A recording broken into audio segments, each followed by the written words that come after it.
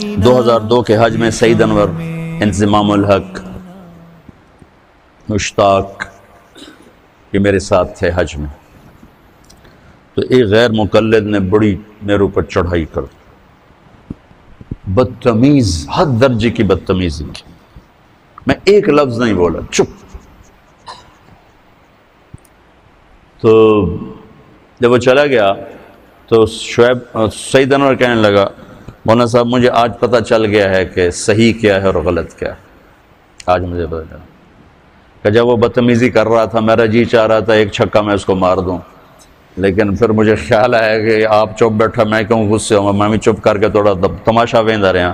مجھے آج پتہ چل گیا کہ صحیح کیا ہے غلط کیا ہے. میں طاہر القادری صاحب سے مل کر آیا تو یہاں دو نوجوانوں نے مجھے پکڑ لی، اتنی گالیاں دیں قادری صاحب کو، اور زمین پہ تھوک کر اوپر پاؤں مسل کر کہنے لگا میرے نزدیک طاہر القادری کی اتنی بھی حیثیت نہیں. میں کہا بیٹا جو لوگ اہل حق ہوتے ہیں ان کے ایسے اخلاق نہیں ہوتے. السلام علیکم. اس کو پھر آگے بات ہی نہیں آئی. بھائی تم اختلاف کرو، اختلاف کرو، وہ تو اختلاف سے ہی تو زمانے کا حسن ہے، لیکن نفرت تو نہ، کفر تک تو نہ پہنچو. اگر تمہارے نزدیک وہ وہاں تک پہنچے ہوئے ہیں تو پھر ان کے لیے ہدایت کی دعا کرو، ان سے پیار کرو، ان سے محبت کرو. میں نے ایک مناظرہ دیکھا، وہ میں یہ بہت کم دیکھتا ہوں، آپ کو بھی کہتا ہوں یہ واٹس ایپ استعمال نہ کرو، یہ تمہارے ذہنوں کو برباد کر دے. اس میں منفی زیادہ ہے، مثبت کم ہے. اور بکواسات آپ کے دماغ کا ایک چھاپا ہے، اس پہ غلط نہ چھپنے دو، صحیح چھاپو، صحیح چھاپو. اگر آپ نے حافظے کو اچھا رکھنا چاہتے ہو تو یہ فیس بک مت استعمال کرو، واٹس ایپ مت استعمال کرو، اس سے آپ کا دماغ برباد ہو جائے گا، تباہ ہو جائے گا. ہر وقت آپ ذہنی خلجان کا شکار رہو. لیکن جو کہ اس ماحول میں رہتے ہیں تو میں نے وہ پتہ نہیں کس وہ نکل آیا تو میں نے دیکھا ایک طرف دیوبندی مناظر اسلام بیٹھے تھے اور ایک طرف غیر مقلد بیٹھے تھے، اور جنگ ہو رہی تھی، رفع یدین پر جنگ ہو رہی تھی. حالانکہ کرنا بھی سنت، نہ کرنا بھی سنت. اور سارا جھگڑا اولا کا ہے، کرنا اولا ہے، نہ کرنا اولا ہے. اور اس پر اتنی وہ مناظرہ تو نام ہی گالی گلوچ کا بہت، آخر میں گالیاں دیتے اور نام بن جاتا ہے مناظر اسلام. ارے بھائی نبی والے اخلاق ہیں بیٹا، کافر کو بھی گلے لگا. جو جھوٹے منہ کہے میں مسلمان ہوں اس کے آگے بھی بچ جا، تیرا پیار محبت اسے کبھی صحیح راستے پر لے آئے گا. تو میں آپ سے مذہبی نفرت پہ کبھی سمجھوتا نہیں کروں. اگر آپ اس کے کانٹے اپنے اندر رکھتے ہیں تو ابھی آپ بچے ہیں، اس کو بھی سے نکال دیں، تو اس سے توبہ کرو کہ ہم پوری دنیا کے لیے اللہ کا پیغام لے کر چلنے والے ہیں، اور جو اللہ کا پیغام لے کر چلتا ہے اس کا سینے میں انسانیت کی ہمدردی ہوتی، محبت ہوتی، ان کے گناہ سے نفرت ہوتی ہے، ان کی ذات سے محبت.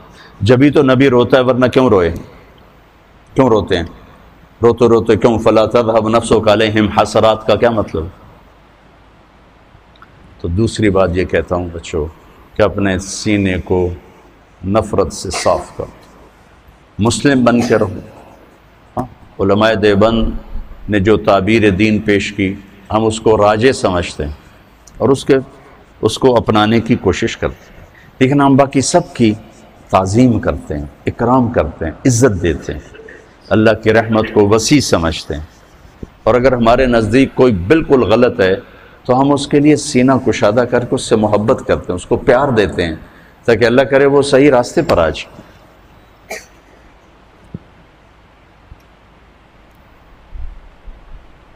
ایک جنازے میں ہم شریک تھے، بہت بڑے مالدار آدمی، کروڑوں اربوں پتی، ان کی بہن کا انتقال. تو ایک مولانا صاحب جنازے کے لیے آئے ہو پڑھانے، اب وہ بتا رہے ہیں کہ بھئی نماز جنازہ کیسے ہوتی، اور سارے کروڑوں پتی لوگ کھڑے ہوئے ہیں چونکہ اتنا بڑا آدمی تھا۔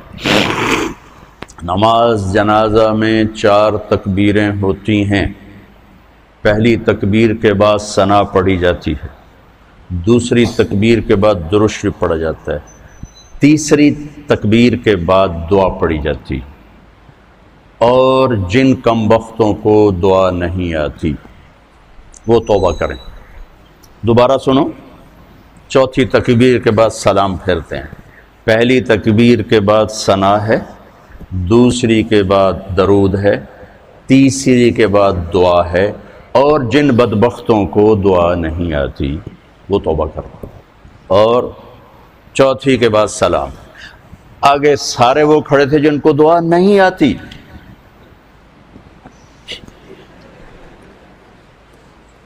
اور یہ ان کو پہلے کم بخت بنا دیا پھر بدبخت بنا دیا۔ تو اب ان آدمیوں کا دروازہ کھلے گا کسی مولوی کے لیے؟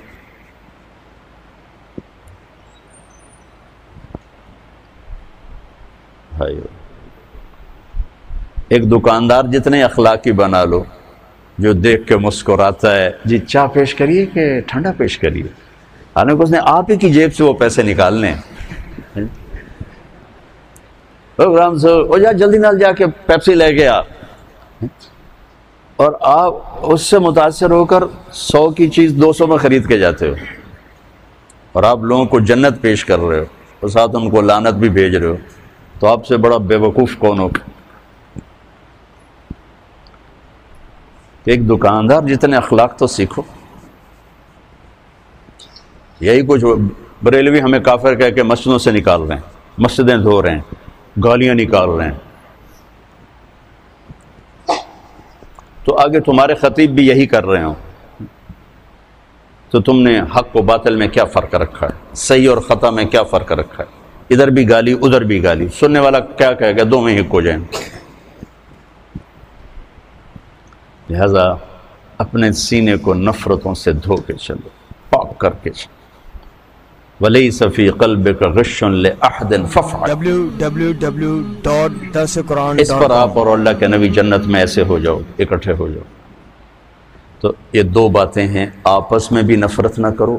یہ تھوڑا سا میں نے تفصیل سے کہہ دیا چونکہ آپ کا سفر شروع ہونے لگا ہے، کچھ بچے باہر سے آئے ہیں، اور پہلے تو یہ مذاکرے میں بہت کرتا تھا، ٹائم ہوتا تھا، اب مجھے ٹائم نہیں ملتا۔ پچھلے یہ جو دورے کی جماعت اب سال لگا رہی، شاید پورے سال میں 10 دن میں نے ان کو سبق پڑھایا ہوگا۔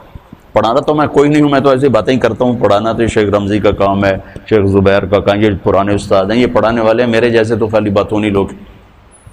لیکن وہ میری باتیں ہوتی تھیں یہی زندگی سے متعلق، تو فائدہ ہوتا تھا مجھے بھی سننے والوں کا۔ اب وہ بھی نہیں، اب نیا سال شروع ہو رہا ہے، کچھ بچے پہلی دفعہ آ رہے ہیں، کچھ پہلے سے یہاں ہیں، تو میں چاہتا ہوں آپ یہ سفر اس طرح شروع کرو کہ آپ کی زبان محبت کا بول بولے، آپ کے دل کے تاروں پر محبت کے نغمے چھڑیں، نہ نفرت، نہ حسد، نہ بغض، نہ غل، نہ غش، ان میں سے کوئی چیز آپ کے قریب نہ ہو، تاکہ آپ پوری امت کے لیے ایک پیغام محبت بن کے چلو۔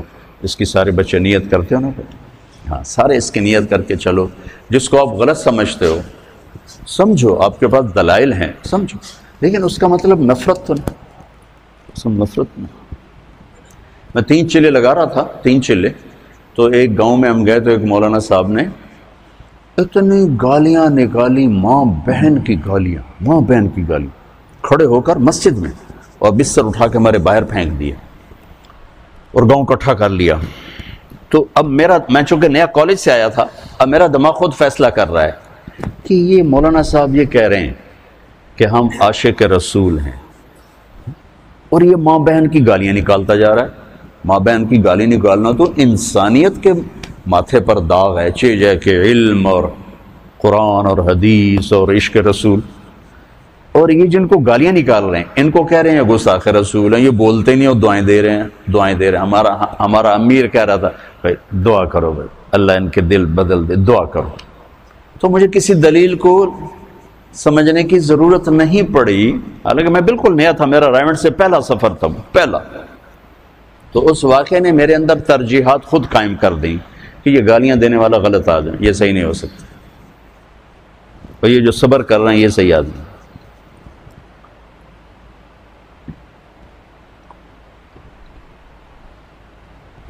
بزیا بچوں سے کہتا ہوں اللہ آپ کا سفر مبارک کرے، آپ سے دعا کی درخواست کرتا ہوں، اب آپ بہت زیادہ ہو گئے ہو، اگر آپ روزانہ 2 نفل پڑھ کے میرے لیے دعا کر دو تو آپ کا احسان عظیم ہوگا۔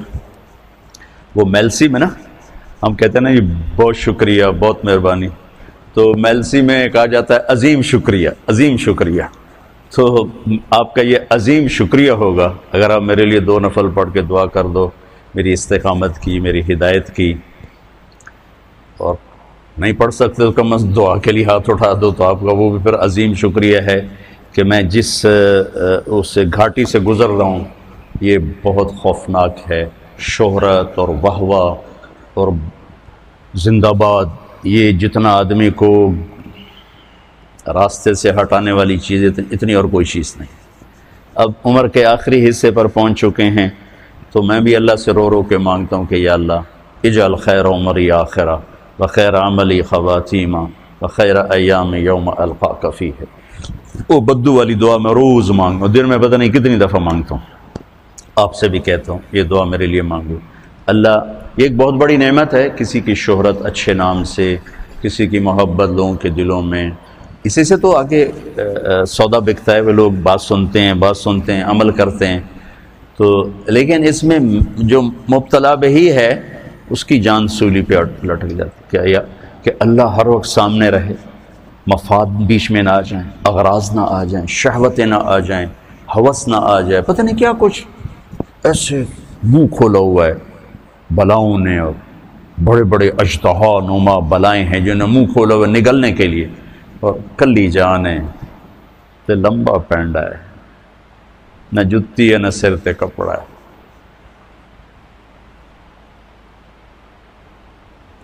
اسے دے تو فیلی پار لگنا ہے، کشتی شکستگانے اے باد شتر برخیز، شاید کے باز بینم یار آشنا۔ کبھی تمہیں فارسی سمجھ میں آتی تو تم اس کا مزہ لیتے۔ کشتی پرانی ہے، موجیں طوفانی ہیں، اے ہواؤ اپنا رخ میرے بادبان کی طرف پھیر دو کہ ان موجوں سے لڑنا میری کشتی کے بس کی بات نہیں۔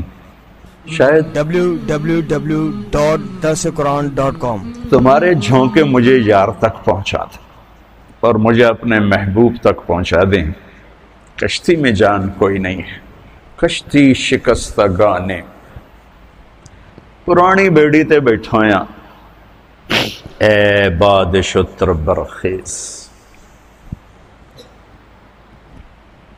اے تیز ہوا تھوڑی اور تیزی بھی کھا، شاید کہ باز بینم ماں یار آشنا را، شاید میں اپنے محبوب تک پہنچ جاؤں، اس کا دیدار کر سکوں۔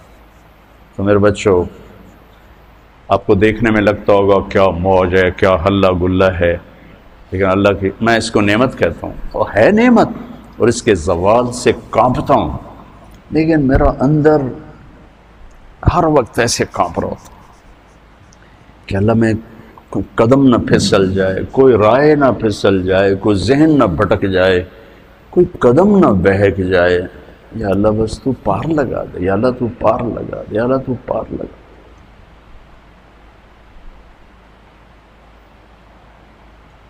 کبھی نہیں سوچا تھا یہ سب کچھ ہوگا، میں نے تو بڑی گمنامی کا سفر شروع کیا، اور اس وقت صرف اللہ ہی سامنے تھا، یا اللہ تجھے ڈھونڈنے نکلا ہوں، ماں باپ نے بھی گھر سے نکالا ہے، تجھے ڈھونڈنے نکلا ہوں، تیری یاد میں نکلا ہوں، ابھا دیکھاں لمحہ دیکھاں، اچھے کوٹھے تے چڑھ دیکھاں، ڈٹھی دل کو دیواں ٹیکا، سجن مل سم کے مر پوسا۔ خواجہ غلام فرید والی بات ہے کہ یا اللہ تیرے ہی طلب میں نکلا ہوں، اللہ کرے تیری میری ملاقات ہو جائے۔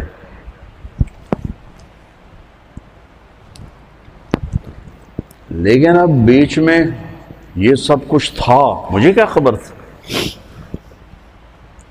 تو اس نعمت کے زوال سے اللہ بچائے، اور اس نعمت میں اللہ تکبر و عجب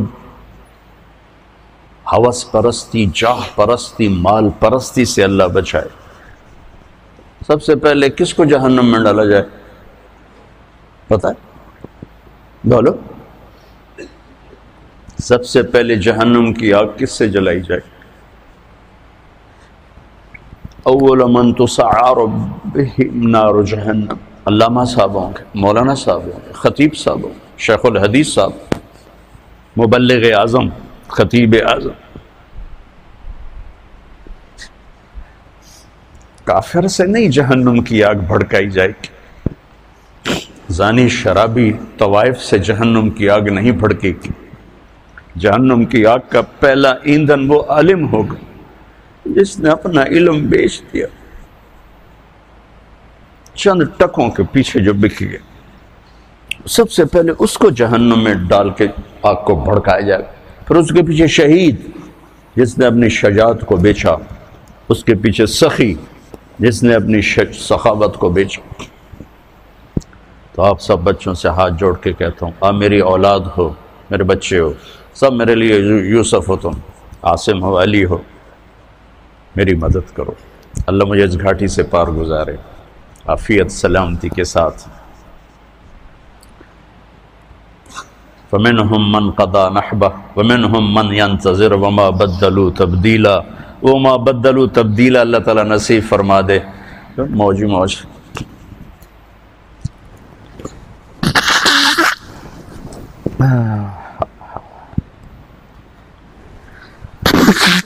لَيْتَكَ تَحْلُو وَالْحَيَاةُ مَرِيرَةٌ، ابو فراس سیف الدولہ کی تعریف کر رہا ہے، پر میں تو اسے اللہ پہ فٹ کرتا ہوں۔ لَيْتَكَ تَحْلُو وَالْأَيَامُ مَرِيرَةٌ، کہیں ایام ہے کہیں حیات ہے۔ لَيْتَكَ تَحْلُو وَالْحَيَاةُ مَرِيرَةٌ وَلَيْتَكَ تَرْضَى وَالْأَنَامُ غِضَابُ وَلَيْتَ الَّذِي بَيْنِي وَبَيْنَكَ عَامِرٌ وَبَيْنِي وَبَيْنَ الْعَالَمِينَ خَرَابُ وَلَيْتَ الشَّرَابِ من ودادك صافية وشربي من ماء المعين السراب فإذا صح منك الود فالكل هين وكل الذي فوق التراب التراب۔ آپ کی دعاؤں کا محتاج ہوں اور آپ سے دعا کا طلبگار ہوں، اور آپ کے لیے میں خود ہر موقع پہ دعا کرتا ہوں جہاں دعا کے موقع ہوتے، تو لہٰذا جب میں آپ کے لیے دعا کرتا ہوں تو آپ بھی میرے لیے کرنا۔ اللہ آپ کا سفر قبول فرمائے، کامیابی سے کامزن ہوں، اور موت تک اپنے اللہ کو راضی کرنے کے نظام آپ کے ساتھ ساتھ چلتے رہیں۔ آپ ساری دنیا کی ہدایت کا ذریعہ بنیں، آپ کے اساتذہ، یہاں کے ہمارے خادم، سب کو اللہ تعالیٰ دنیا اور آخرت کی ہر خیر نصیب فرمائے، ہر شر سے بچائے۔ www.darsequran.com